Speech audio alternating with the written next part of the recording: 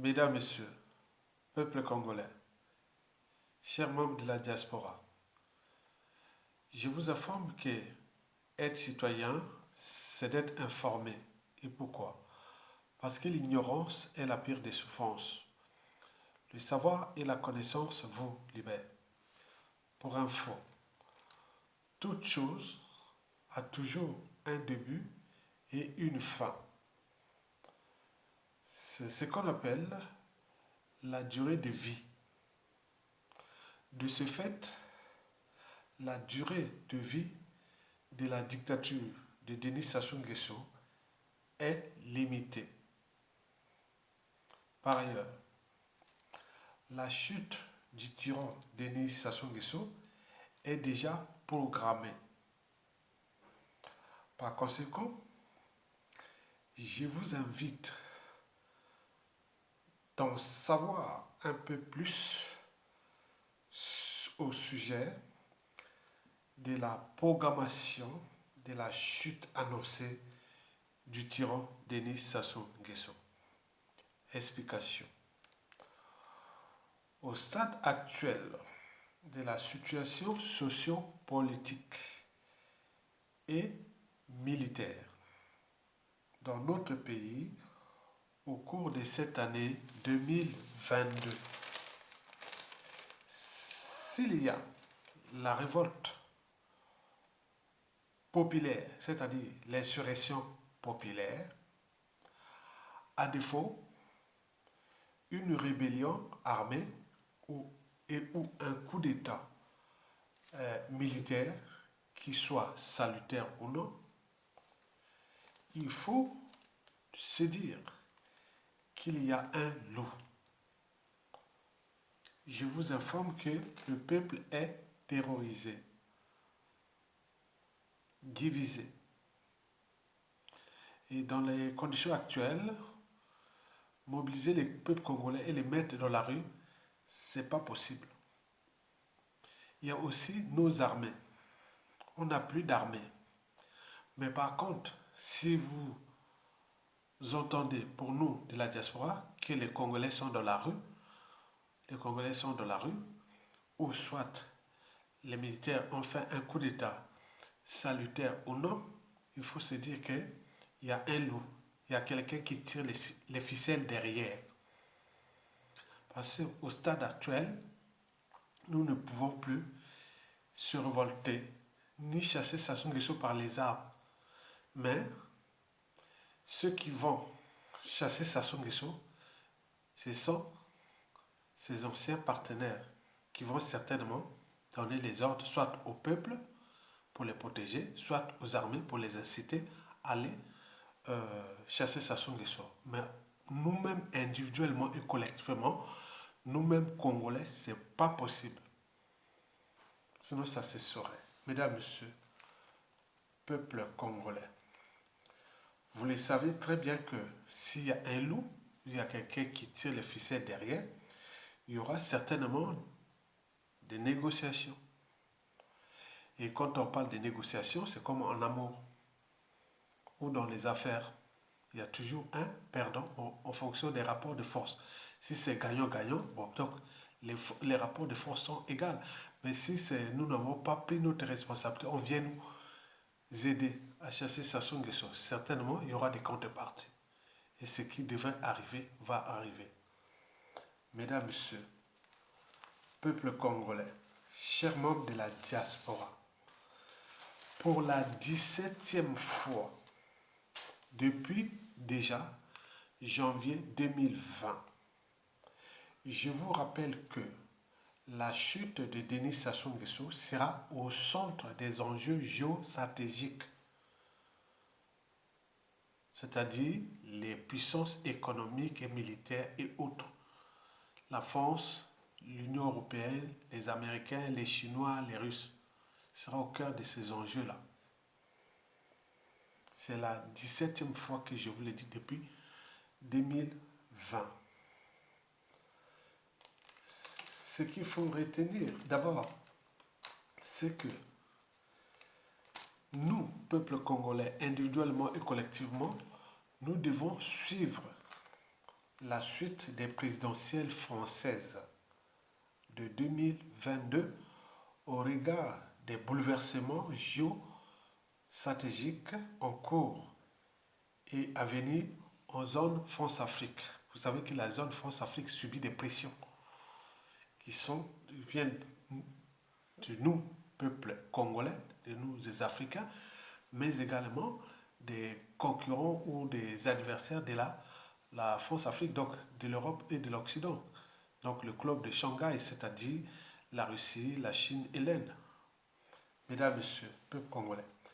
Donc, il faut suivre avec attention les présidentielles françaises de 2022. Ensuite, il faut suivre la fin du conflit russo-ukrainien et impact sur la France-Afrique, sur l'Union européenne et l'Occident, c'est-à-dire sur les Américains. Enfin, il faut suivre aussi les pressions citoyennes, intellectuelles, nationalistes, panafricanistes et afro-centristes, congolaises et africaines, émanant certainement déjà de la diaspora, les diasporas libres, et aussi des exilés, des familles des prisonniers politiques et de toutes les victimes de la France-Afrique et de l'Occident en Afrique. Ces pressions que nous exerçons sur la France, sur l'Union européenne, sur les Américains, l'Occident, en ce qui concerne leurs intérêts en Afrique. Les intérêts sur les matières premières, qui sont désormais convoités par le club de Shanghai en tenant compte de ces rapports de force et de ces enjeux géostratégiques qui sont en cours. Donc nous, la diaspora et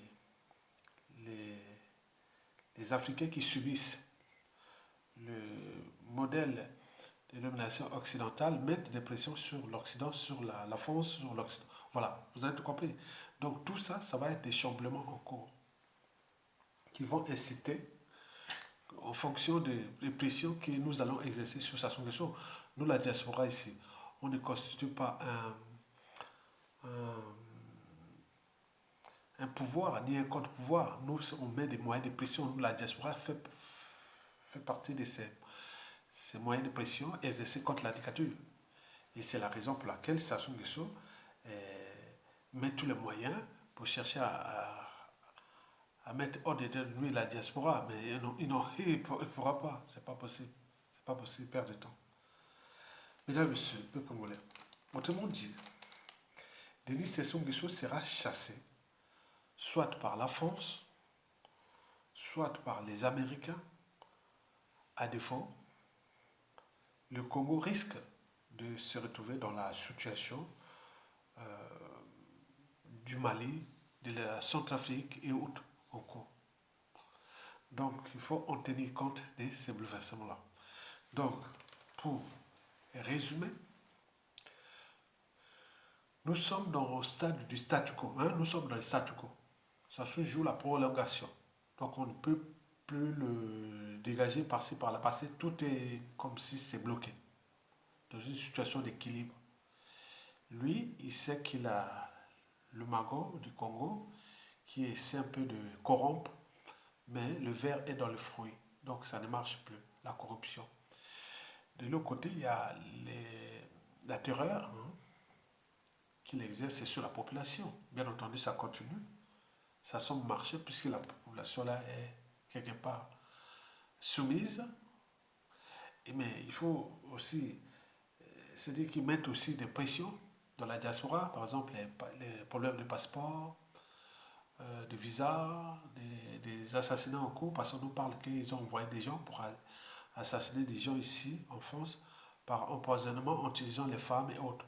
Nous venons d'avoir l'article de Va Nango qui a publié ça dans DAC Press et voilà, nous suivons tout ça.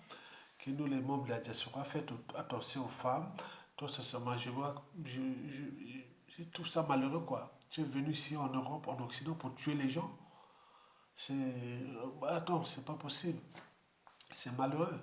Et ils n'ont pas de monopole de ça parce que une fois qu'ils ont perdu le pouvoir là, s'ils ont tenu conditionner les gens à faire ces trucs de poison, mais le moment où ils vont perdre le pouvoir, mais peut-être les autres peuvent aussi refaire pareil, comme je dis, Mukili Turato, les loyaux, lobby à Moninga. Donc il faut, ce sont des choses qui sont. Mais je vous dis sincèrement, le régime est aux abois. Donc, il exerce ces pressions que je vous ai précitées, pressions administratives, passeport, visa sur la diaspora, ce qu'on voit, mais ça ne marche pas. Au pays, la corruption, voilà, il reste que ces sujets qu'il a déjà, ces sujets qui sont en train de l'entraîner dans, dans, dans la Bible. Hein. Donc ça, il n'y a plus de matière grise, il n'y a plus de haute. Donc il tient parce qu'il y a encore ce soutien extérieur dans la France-Afrique, dans la France, dans l'Occident, dans l'Europe, euh, voilà, surtout pour nous, c'est surtout les problèmes de pétrole, hein, voilà. Donc, et également les accords de la France-Afrique, là, au niveau des Nations Unies, c'est-à-dire les résolutions hautes, que la France en profite. Nous avons notre voix, la voix du Congo, c'est la France voilà, donc tout ça, ces monopoles-là, donc c'est mettre ça, mais le système est à bout de souffle. Le système occidental, le système de la France-Afrique est à bout de souffle, à l'échelle continentale. Donc nous continuons à mettre ces pressions, mais il va tomber dans ce sens-là. Mais pour l'instant, ne désespérez pas, le régime est aux abois, à bout de souffle, au bout de l'eau. Il est fini. Il va tomber, il doit tomber. Donc prenons-en conscience du pouvoir que nous avions. Et allons individuellement et collectivement vers la convergence des luttes pour que nous puissions, au moment venu, le dégager. Mais je vous l'ai dit, ce qui va se passer au Congo, si les Congolais sont dans la rue, ça ne sera pas nous-mêmes, ça sera venu de l'extérieur. On va nous aider, on va nous accompagner, donc il y aura des contreparties. Et si c'est militaire, à ce moment-là, c'est aussi pareil. Donc les gens qu'on voit, ça soit déposé par les militaires. Mais il faut savoir qui est derrière ces militaires. Peut-être les Américains, peut-être les Français, peut-être les Russes, peut-être les Chinois, donc on ne sait pas. Donc, vous avez tout compris? Très bien. À bientôt et bon vent au peuple congolais, Tokolonga. Et merci beaucoup. Et quant à ces gars-là, des Sassou, qui ont mis tous les moyens pour chercher à empoisonner ici les gens, hein, on va dire qu'ils passent par les femmes, hein, les femmes cherchaient autres. Mais attention, mais surtout pour ces gens-là. Mais bon, moi j'ai aussi quand même bon, les informations circulent dans la diaspora. Hein. Donc moi j'ai déjà au moins quelques listes de. Bon, parce qu'il y a eu quand même des morts ici dans la diaspora, qu'ils soient européens ou nord-américains. Bon, donc il y a des choses qui passent derrière, mais les gens ils racontent les choses, donc on se méfie de pas. Voilà, donc vous avez compris. Donc on reste vraiment une hygiène de vie, parce que bon, mais chacun a sa durée de vie aussi. Hein, bon, mais moi, ce que je trouve malheureux, que vous venez dans la vie pour tuer les gens, quoi, tuer les gens ici dans la diaspora, pour les comptes des dictateurs à bout de souffle, mais soit pour l'argent volé au peuple congolais ou l'argent du sang des Congolais. Vous savez bien que je crois aux forces de l'esprit, aux forces de l'esprit. Celui qui a pris l'argent de Sassou, qui est allé tuer les gens pour ça. C'est la loi du karma. Je vous dis sincèrement, je ne veux pas aller loin. Au moment venu, je vous dirai beaucoup de choses. À bientôt. Et bon vent au peuple congolais. Merci. Et informer les uns et les autres de ces empoisonneurs et de ces empoisonneuses. Ah, voilà. Donc il faut vraiment faire attention. On va dire qu'il va passer par les femmes, par ceci, cela, ou par. Voilà. Donc nous sommes déjà au courant. On s'y protège, on informe les uns et les autres. Vraiment, c'est ça. Donc, peuple congolais, retenez bien que, au vu du statu quo actuel, au vu de, du blocage actuel, nos agresseurs, c'est-à-dire Denis Sassou Nguesso et ses partenaires, vont certainement avoir des embrouilles entre Sassou Nguesso et ses protecteurs. Parce que nous, le peuple, on est au milieu, le peuple gagne toujours. Parce que nous sommes là, nous, le peuple congolais, les pressions au niveau de l'Afrique et de ces bouleversements-là, continuons la lutte. Seule la lutte libère. Parce que sans lutte, il n'y a pas de liberté ni de la dignité d'un peuple. Donc ce ne sont pas les Ukrainiens, ni les Russes, ni les Zoulous d'Afrique du Sud, ni les Maasai, ni les Maliens, encore moins les Centrafricains qui viendront nous libérer, nous, peuple congolais. C'est nous-mêmes. Mais au vu de la situation, je vous l'ai dit que c'est pas nous, on n'aura pas de responsabilité à prendre parce qu'on est déjà, voilà, ça soit tout tué. Les 10 fils de ce pays, les courageux, tout ça. Donc maintenant lui-même, il est pris aussi dans son propre piège. Et donc, comme il sait bien que s'il perd ses pouvoirs-là, il est fini, il est foutu. Donc, il joue maintenant au banditisme et aux terroristes et toujours aux criminels pour soi-disant garder le pouvoir, mais pour combien de temps encore. Donc retenez bien que suivez la situation de l'Afrique, de la France-Afrique, des présidentielles 2022, des conflits en Ukraine, des bouleversements géostratégiques de toute l'Afrique. Et sachant qu'il y aura des présidentielles dans la sous-région. En République à démocratiser du Congo, pour les enjeux géostratégiques, ça peut aussi bouleverser les équilibres militaires entre les deux Congos. Il y a aussi l'Angola qui va aussi avoir des élections en 2023 et le Congo a démocratisé et l'Angola aura des élections en 2023. Et donc, il y a beaucoup de choses là qui sont en train de décider et nous avions des relations euh, personnelles, des relations sociales, des relations d'activistes, de panafricanisme entre nous. Nous sommes formons un monde, un tout. Donc vous trouverez les mêmes activistes panafricanistes et autres au Congo, Brazzaville, au Gabon, au Cameroun, au Tchad, au Centrafrique, au Togo, Bénin, au Côte d'Ivoire, au Mali, en Guinée, au Sénégal, partout, au Burkina Faso. Et donc il faut en tenir compte de ça. En Algérie, au Maroc et partout. Donc l'Afrique est là, elle s'éveille. Elle va s'éveiller. Donc nous continuons dans cette lutte-là. Nous sommes à l'apogée de ces gens-là qui étaient venus euh, piétiner, humilier et fracasser l'Afrique. Et pour combien de temps encore. Maintenant, leurs donneurs d'ordre, leurs protecteurs sont en train de les lâcher. Ils vont les lâcher. Parce que la pression panafricaniste, la pression des populations et autres, et des enjeux géostratégiques là, est telle que la France va lâcher ses pions, va lâcher ça et se transformer comme si elle ne veut pas aller plus loin. Sinon, elle va perdre gros. Je ne sais pas, le prochain président de la France, si, au vu des rapports entre Macron et l'Afrique aujourd'hui, ça risque d'être problématique pour la diplomatie française en Afrique francophone. Et donc, on va suivre ça avec attention. Mesdames, Messieurs, peuple congolais, merci. À bientôt.